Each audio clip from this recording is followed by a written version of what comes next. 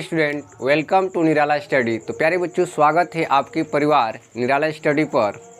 तो प्यारे बच्चों, आज हम लोग देखने वाले हैं 2014 का जो क्वेश्चन बैंक में आया हुआ प्रश्न, ठीक है। तो उस समय क्या होता था कि आपका 1 से 10 तक ही क्वेश्चन आ रहा था, वो भी लिखने के लिए आ रहा था। क्या करने के लिए? लिखने के लिए। यानी 10 गो क्वेश्चन था ऑब्जेक्टिव, ठीक है। उसमें 8 की नहीं 8 का उत्तर देना था। उन साल इतने लड़के फेल हुए कि गवर्नमेंट को क्या करना पड़ेगा, ये रूले बदलना पड़ गया। तो चलिए हम लोग देखते हैं क्वेश्चन को, ज़्यादा टाइम हम नहीं लेंगे आपका, ठीक है। एकदम सीधे से क्वेश्चन पर हम लोग आते हैं। तो क्वेश्चन देखिए 2000 का है, 2014 का है, यानी क्वेश्चन बैंक का क्वेश्चन है और बिहार बोर्ड का है। ध्यान दीजिए, कह क्या रहा है कि कॉपर के प्रमुख अयस्क का नाम बताइए। कॉपर का प्रमुख अयस्क का क्या करना है, आपको नाम बताना है। तो देखिए, कॉपर का प्रमुख अयस्कों का नाम बताना है, तो एक भी बता देंगे तो आपका हो जाएगा काम, क्योंकि 1 नंबर के लिए आ रहा था लिखने का, ठीक है। तो यहाँ पर हो जाएगा आपका आंसर इसका कॉपर पाइराइट हो जाएगा। क्या हो जाएगा? Copper pyrite.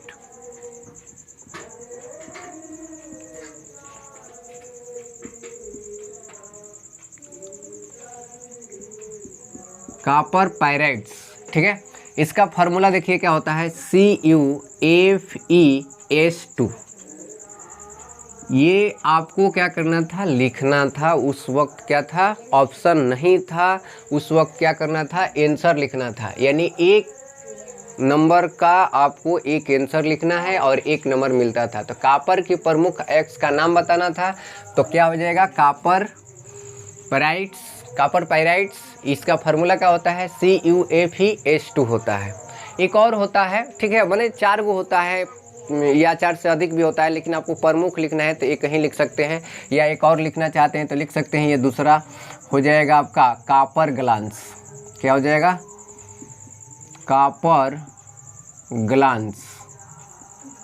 कॉपर ग्लांस हो जाएगा। तो कॉपर ग्लांस का फार्मूला होता है Cu2O, होता है Cu2S, यानी कॉपर ग्लांस। ऐसे आपका एक भी लिखेंगे तो आपका आंसर सही है, ठीक है।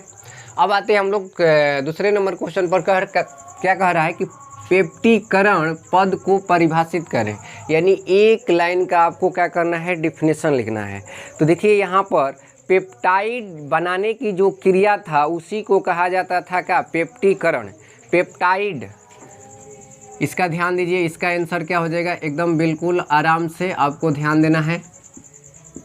पेप्टाइड बनाने की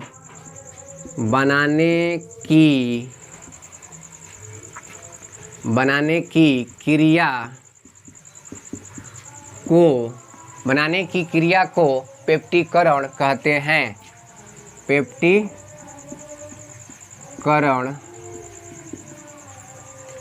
कहते हैं। यानी एक लाइन में आपको लिखना था इसको, जैसे कह रहा है कि पेप्टीकरण, तो पेप्टीकरण पद को परिभाषित करें। तो परिभाषित यानी परिभाषा लिखना है।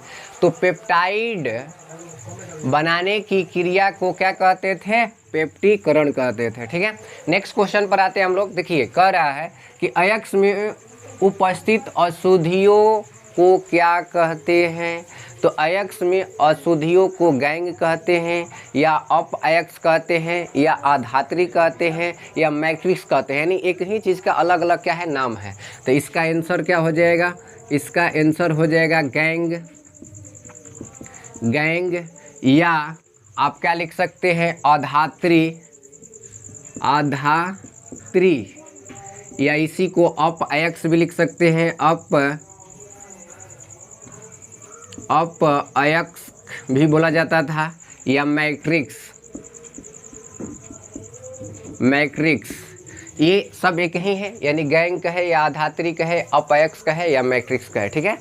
तो आपको ध्यान रखना है कि अयस्क में उपस्थित अशुद्धियों को क्या कहते हैं, गैंग कहते हैं। ये सारा का सारा अब ये आपको ध्यान रखना चाहिए।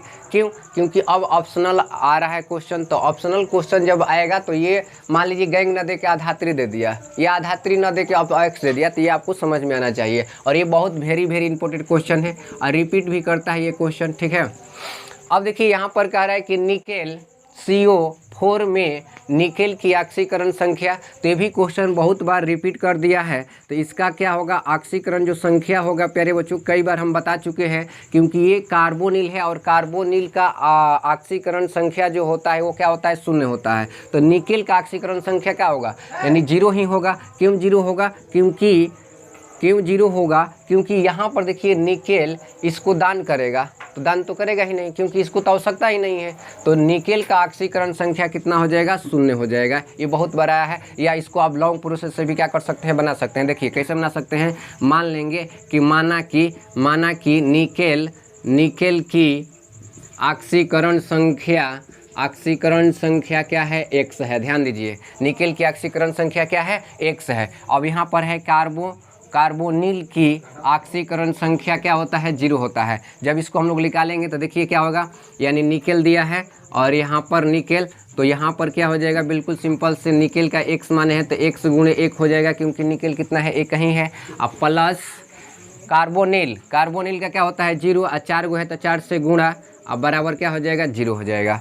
यानी X प्लस 0 में 4 से गुणा करेंगे कितना होगा, 0 बराबर 0, यानी X बराबर कितना आ गया, 0 आ गया। X बराबर कितना आ गया, 0। तो निकेल के हम लोग माने थे, तो निकेल का ऑक्सीकरण संख्या कितना आ गया, 0 आ गया। इस तरह से आप क्या कर सकते हैं, निकाल भी सकते हैं। तो प्यारे बच्चों, यहाँ पर ये 4 नंबर का आप देखिए कि निकेल का ऑक्सीकरण संख्या, और ये क्वेश्चन भर का एग्जाम में पूछता है। यही एक क्वेश्चन है कि एकदम तहलका मचा कर रखा है, यानी इतने बार रिपीट कर दिया कि कहिए मत, हद कब पार कर दिया है। ठीक है, तो ये बहुत वेरी इंपॉर्टेंट है। तो निकेल का ऑक्सीकरण संख्या क्या होगा, 0 होगा। ठीक है, अब चलते हैं हम लोग 5 नंबर क्वेश्चन पर।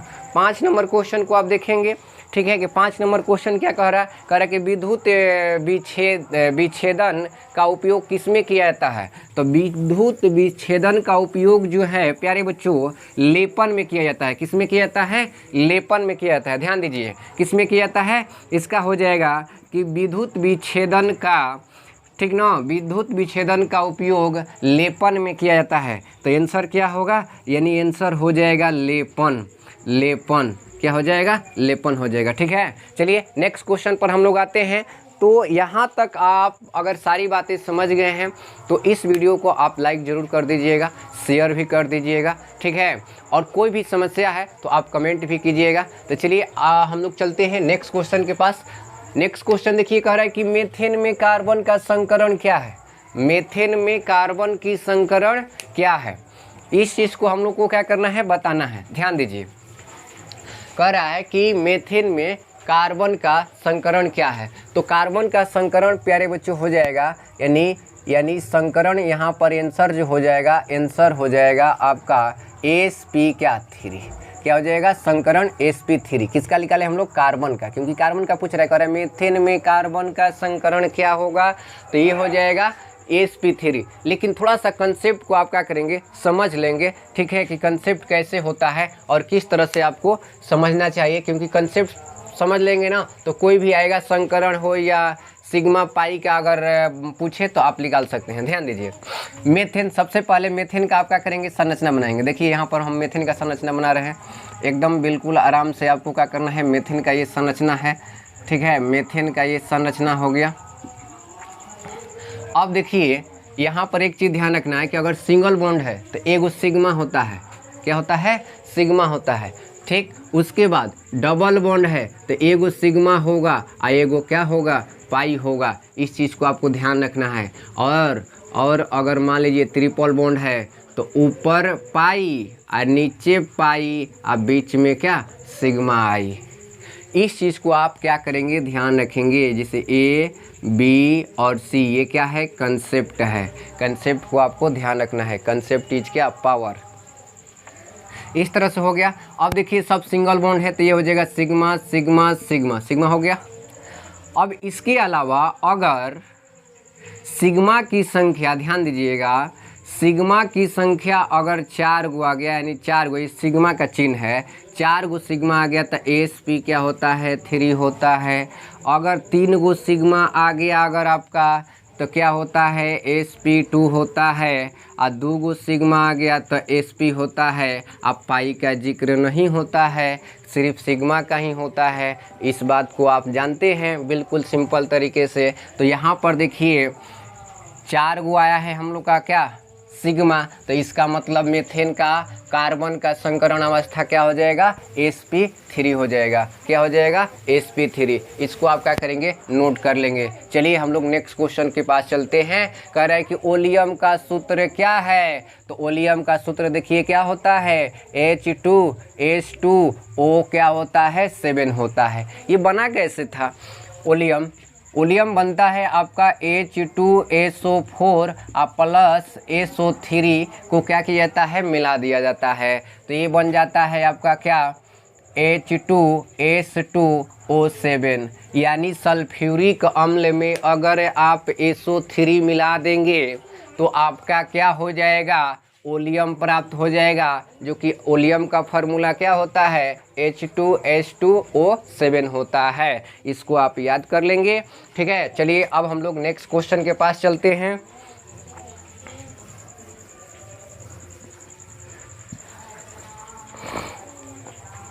देखिए कह रहा है कि कॉपर का इलेक्ट्रॉनिक विन्यास लिखिए। तो कॉपर का इलेक्ट्रॉनिक विन्यास 2 तरह से आपको हम सिखाए हैं, एक होता है शॉर्ट से बना सकते हैं और एक क्या लॉन्ग से। वो भी क्या है अगर D पर 4 और D पर 9 अगर आपको दिखाई दे दिया तो ये हुंड के नियम से बनता है। यानी D पर 4 और D पर अगर 9 आ गया तो हुंड के नियम से बनता है। D4 के बदले 5 लिखा जाता है और D9 के बदले D10 लिखा जाता है। तो इसको आप क्या करेंगे समझेंगे। तो देखिए पहले इसको हम लॉन्ग से बनाते हैं, 2 तरह से बनाएंगे, आपको बिल्कुल 100% समझ में आ जाएगा। देखिए कॉपर का सबसे पहले आपको क्या करना है लिख लेना है कि परमाणु संख्या कितना होता है। तो परमाणु संख्या इसका कितना होता है 29 होता है।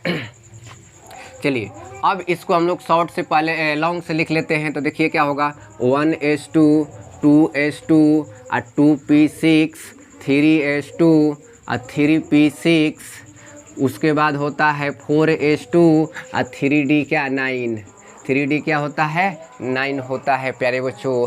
तो यहाँ पर आप ध्यान दीजिए कि ये कॉपर का भी बना है, कॉपर प्लस का नहीं बना है। तो कॉपर प्लस का बनाएंगे तो प्लस का बनाएंगे तो इसका मतलब क्या होता है 1 इलेक्ट्रॉन इसने दान कर दिया। तो दान कहाँ से करेगा S से करेगा, कभी भी D से नहीं करेगा। तो एक लाइन इसको और देख लीजिए आप एकदम बिल्कुल आराम से। तो ये हो जाएगा 1s2 2s2 2p6 3s2 3p6 अब 4s। इससे D पर कभी भी अगर आपको 9 दिखाई दे दिया या 4 दिखाई दिया तो S से 1 उतार कर चढ़ा दीजिए किस पर D पर। तो यहाँ पर क्या हो जाएगा 4s1 और 3D क्या हो जाएगा 10 हो जाएगा। क्या हो जाएगा 3D 10 हो जाएगा। अब यहाँ पर ध्यान दीजिए कि कॉपर पर ये प्लस है तो हम लोग का ये तो 29 का बनाए हैं, हम लोग को बनाना है कितना का 28 का ही बनाना है। तो कहाँ से इलेक्ट्रॉन विस्थापित होगा S से ही। तो S पर क्या हो जाएगा 0 हो जाएगा। तो ये आपका राइट आंसर ये हो जाएगा, ठीक है। इसी तरह के आपको ये वाला नहीं लिखना है, ये वाला नहीं लिखना है। क्यों? क्योंकि ये तो समझने के लिए आप पहले बना लिए, 29 का बनाए हैं हम लोग। ये आपका क्या है सही है, ये अभी गलत है, ठीक है।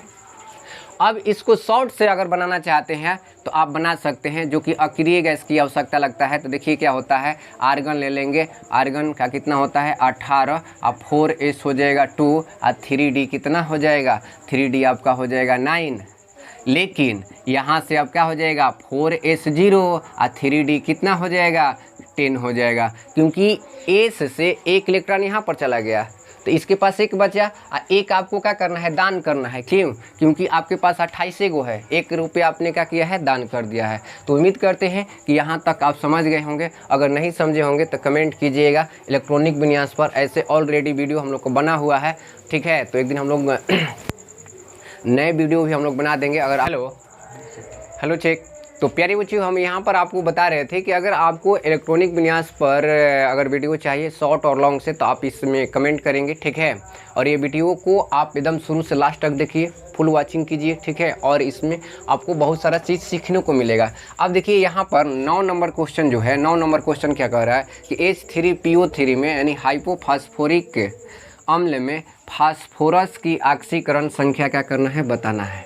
ऑक्सीकरण संख्या क्या करना है, बताना है। तो प्यारे बच्चों अगर इसको हम लोग क्या करें, शॉर्ट से बनाएं, तो देखिए कैसे बनाएंगे। शॉर्ट से बनाने के लिए सबसे पहले आपको माइनस वाले को पकड़ना है। तो ये ऑक्सीजन है, तो एक गो ऑक्सीजन का कितना होता है, -2। तो 3 गो ऑक्सीजन है तो माइनस कितना हो जाएगा, 6। ध्यान दीजिएगा, माइनस कितना हो जाएगा, 6। उसके बाद हाइड्रोजन वाले को पकड़िए। तो हाइड्रोजन, एक हाइड्रोजन का +1 होता है, तो 3 गो हाइड्रोजन है तो 3 गो प्लस हो जाएगा।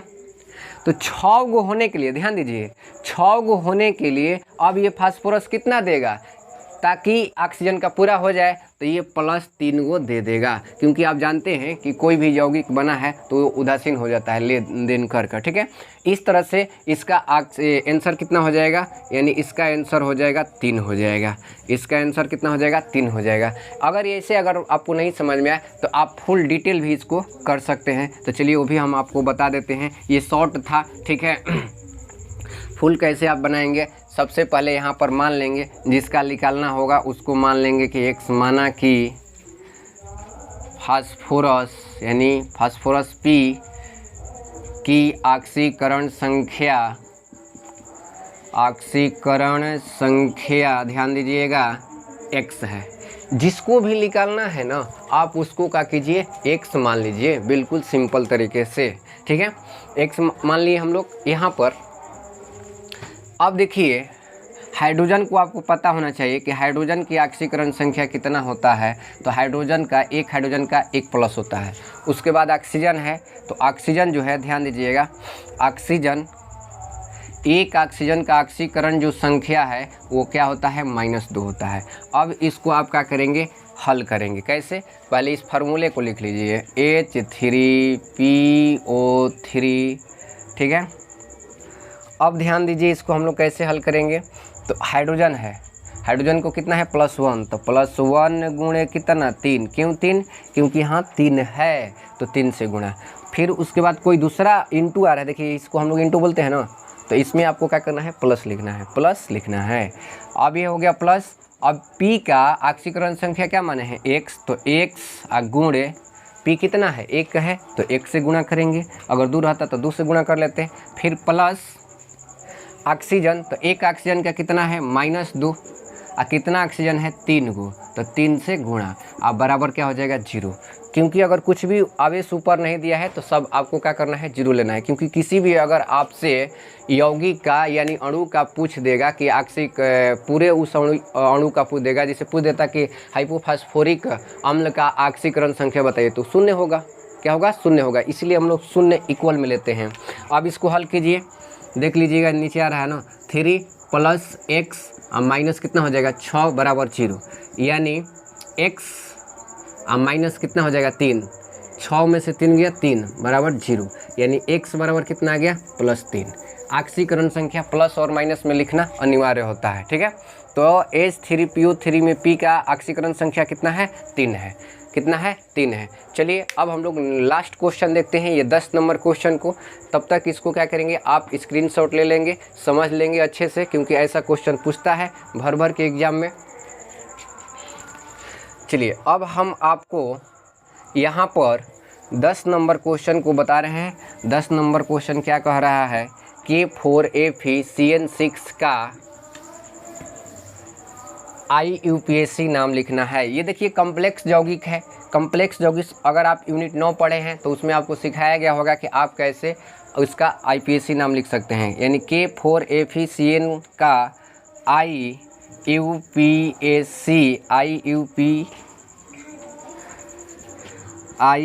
IUPAC नाम लिखे, यही क्वेश्चन था। ठीक है, तो इसका IUPAC नाम लिखना है। तो देखिए कैसे लिखेंगे, ये किस तरह से आप लिखेंगे, एकदम बिल्कुल आराम से देखेंगे। देखिए इसका नाम हो जाएगा पोटेशियम। देखिए पहले कोष्टक के बाहर वाले को लिखा जाता है। ठीक है, अगर पहले है तो पहले लिखा जाता है। तो ये क्या है, पोटेशियम है, तो पोटेशियम। अब यहाँ पर आएंगे हम लोग। ठीक है, तो यहाँ पर आएंगे तो देखिए CN कितना है, 6 है। तो 6 के लिए क्या होता है, हेक्सा होता है। क्या होता है, हेक्सा। यानी पोटेशियम हेक्सा उसके बाद ये सी एन का क्या बोलते हैं, साइनो, साइनो, ठीक है, साइनो। अब ये लिगेंड है, केंद्रीय धातु का नाम हो जाएगा फेरेट, क्या हो जाएगा, फेरेट। इसका अगर ऑक्सीकरण संख्या निकालिएगा ना तो इसका 2 आएगा, क्यों, देखिए सी एन एगो माइनस होता है तो 6 गो है तो 6 गो माइनस हो गया, ये 4 गो क्या करेगा, प्लस दे देगा। तो अब एफ ही कितना देगा, ताकि इसका -6 गो हो जाएगा तो 2 गो देगा, कितना देगा, 2 गो। तो इसलिए इसको कोष्ट में आपको क्या करना है, रोमन में 2 लिखकर आयन लिख देना है, क्या करना है, 2 लिखकर आयन लिख देना है। इस तरह से इसका नाम होता है हिंदी में। इसको इंग्लिश में भी हम आपको बता देते हैं कि इंग्लिश में इसका नाम क्या होगा, ध्यान दीजिएगा, इसका हो जाएगा पोटेशियम, पोटेशियम, ठीक है, hexa, hexa cyano, cyano ferret,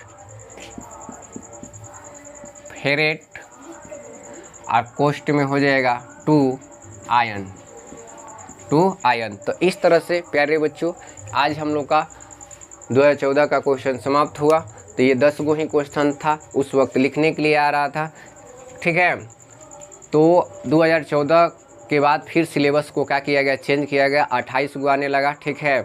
तो इस तरह से आप क्या करेंगे, क्वेश्चन को समझ लेंगे, समझते हुए सीखना है, सीखते हुए, हंसते हुए, मुस्कुराते हुए। तो चलिए आज का सेशन हम लोग यहीं तक रखते हैं।